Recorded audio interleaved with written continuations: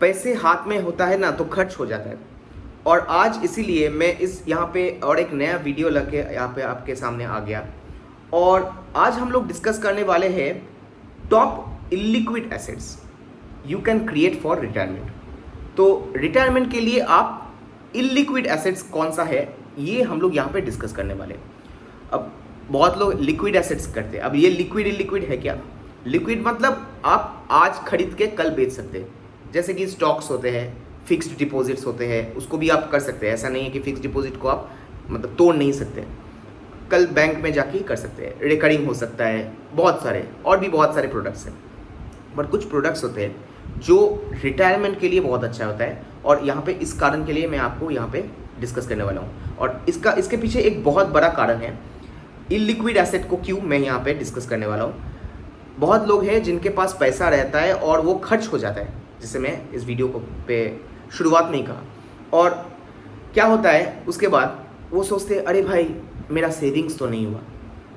तो कैसे सेविंग्स करें, यहाँ पे हम लोग इसको डिस्कस करेंगे। तो वीडियो को अंत तक देखिएगा और लाइक ज़रूर कीजिएगा, क्योंकि बहुत मेहनत करके वीडियो को बनाता हूँ। तो फर्स्ट एंड फॉरमोस्ट थिंग वो है आपका प्रोविडेंट फंड। अगर आप एम्प्लॉयड हैं तो प्रोविडेंट फंड एक बहुत इंपॉर्टेंट जगह है। इसको आप कह सकते हैं ईपीएफ। हम लोग प्रोविडेंट फंड यहाँ पे मतलब EPF, employers provident fund, EPF हम लोग कहते हैं। ये ईपीएफओ जो है, ईपीएफओ इसको पूरा संभालता है, इसका पूरा फंड को। और हर महीने आप कुछ पैसे देंगे, आपके एम्प्लॉयर मतलब आपका जो कंपनी है वो कुछ पैसा देगा, और ये थुरकी थुरकी करके एकदम आपके जीवन के अंत, मतलब हम लोग 60 एज को जीवन का एकदम अंत स्टेज हम लोग देखते हैं, मतलब रिटायरमेंट स्टेज होता है। तो रिटायरमेंट के समय पे आपको एक बहुत अच्छा सम मिलेगा। ये बहुत अच्छा मतलब I think it's the most used मतलब रिटायरमेंट कॉर्पस जो है ये सबसे इम्पॉर्टेंट होता है। और जो प्राइवेट में काम करते हैं उनके लिए भी ये बहुत काम पे आता है। जो पब्लिक सेक्टर बैंक्स में शायद नहीं, पब्लिक सेक्टर बैंक्स में नहीं कहूँगा, पब्लिक सेक्टर जो यूनिट होता है और भी मतलब जैसे कि आईओसी, बीपीसीएल, एसएस जो कंपनीज है वहाँ पे आपका ये प्रोविडेंट फंड मतलब जो ईपीएफ का किस्सा है। पर जैसे हम लोग का बैंक है ना एसबीआई में हम लोग का ईपीएफ है नहीं, हम लोग का खुद का प्रोविडेंट फंड है जो एसबीआई खुद मैनेज करता है। तो ये खुद का भी होता है, ऐसे बहुत सारे कंपनीज है जो खुद का पीएफ मैनेज करता है। तो अगर ऐसा है इट्स ओके। इसके बाद आता है नेशनल पेंशन स्कीम, जिसको हम लोग छोटे में एनपीएस भी कहते हैं। तो शायद आप लोग बहुत लोग सुने होंगे कि एनपीएस में निवेश करो, एनपीएस में निवेश करो, और बहुत कहेंगे नहीं नहीं नहीं वो तो अच्छा रिटर्न नहीं देता है, उसमें मत करो, उसमें फंस जाओगे, उससे अच्छा है तुम एसआईपी कर दो। हाँ तो ठीक है, SIP is a good part. मैं यहाँ पे इलिक्विड एसेट को यहाँ पे डिस्कस करने वाला हूँ, इस कारण के लिए मैं यहाँ पे एनपीएस कर लिया। ये इलिक्विड इसलिए है क्योंकि आप 60 साल के पहले इसको पैसे को उठा नहीं सकेंगे। हाँ मैं यहाँ पे जो भी यहाँ पे डिस्कस करूँगा इसको आप बेच सकते हैं, बेझिझक कर सकते हैं, बट कंडीशंस होते हैं, कुछ टर्म्स एंड कंडीशंस होते हैं कि हाँ मेरा कोई बहुत इमरजेंसी आ गया, मैं मरने वाला हूँ, मैं एकदम डेथ बेड में हूँ, हाँ, या मेरे कोई रिलेटिव है जिसका बहुत मतलब उसको हॉस्पिटलाइज करना पड़ा और मेरा पैसे का सख्त ज़रूरत है, इमरजेंसी है, उस जगह में शायद लग सकता है। बट मैं एकदम मतलब मैं कह रहा हूँ कि लेमैन है जो उसको समझ में नहीं आ रहा है, तब जाके ये एनपीएस जो है उसको बहुत काम पे आएगा।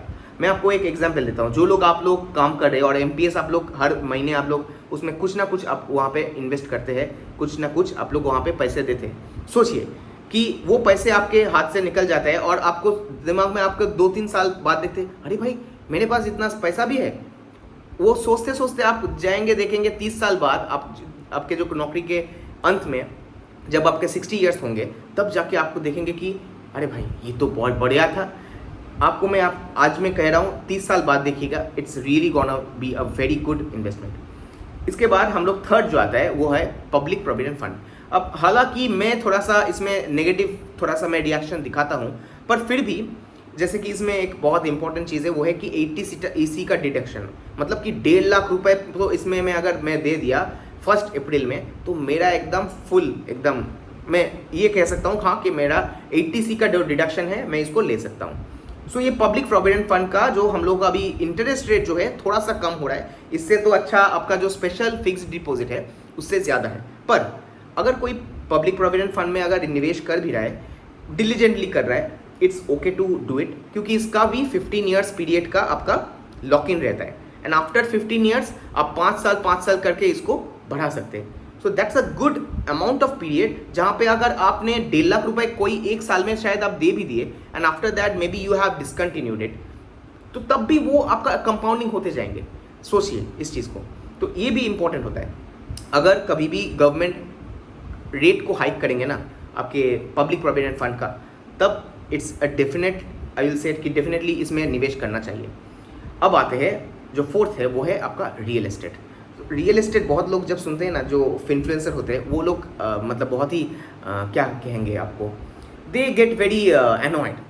अब मैं आपको एक चीज़ कहूँ, ये जो भी इन्फ्लुएंसर है, first of all they are very rich. वो बहुत अमीर है, उसके पास एक घर नहीं, उसके पास 2-3 घर है. अगर नहीं भी है ना, उसके पास उतना पैसा है कि आज कल ही जाके वो और एक घर खरीदे. तो इसीलिए उसके पास अगर घर ना भी हो ना, कोई दिक्कत नहीं है उसका. ये समझिए चीज़ को. पर हम लोगों के जैसे अगर आपके पास घर नहीं है ना, वो इज्जत आपको देता है, एक ओनरशिप देता है. तो इसलिए आपको कहूँगा कि अगर आप real estate in any form, आप फ्लैट खरीदिए, आप कोई जगह खरीदिए, लैंड खरीदिए, कोई आप आपके 1वां मंजिल 2वां मंजिल मतलब 1 स्टोरेज 2 स्टोरेज बिल्डिंग आप बनाइए, कोई भी इन एनी फॉर्मेट कुछ भी आप कीजिए. ये रियल एस्टेट एक बहुत इलिक्विड एसेट होता है. इसको बेचने में भी प्रॉब्लम होता है और ये आपके पास रह जाता है. और ये तो मतलब क्या कहूँ मैं, बहुत लोग कहते हैं कि ये इट्स अ मतलब सोने की खदान है. हाँ कहते हैं, सोना नहीं है, पर क्या कहूँगा कि ये लैंड को बहुत यहाँ पे पूंछते हैं वो लोग. और इसका डिमांड ऑल अक्रॉस इंडिया इतना रहता है. India, because India is a very populace country, इसीलिए इसका डिमांड भी रहता है. जब भी किसी के पास शायद अगर घर नहीं है, फर्स्ट थिंग मेरा को घर चाहिए, क्योंकि घर एक रिस्पेक्ट होता है, उसमें एक रिस्पेक्ट रहता है, इमोशनल वैल्यू भी रहता है. हाँ, फिनेंशियल टर्म्स में मैं यहाँ पे कुछ नहीं कह रहा हूँ. मैं यहाँ पे कह रहा हूँ कि आपको अगर सिक्योर करना है आपके लाइफ को, रिटायरमेंट के लिए अगर सोचना है, मैं यहाँ पे मैक्सिमाइजिंग योर रिटर्न, इस पर मैं यहाँ पे चर्चा नहीं कर रहा हूँ. आप अगर ऐसे व्यक्ति है जिसके हाथ से पैसा चला जाता है कुछ ना कुछ करके, उन लोगों के लिए मैं कह रहा हूँ. तो अगर आपका ऐसा है, देन रियल एस्टेट एक होम लोन लेके भी आप खरीद सकते हैं.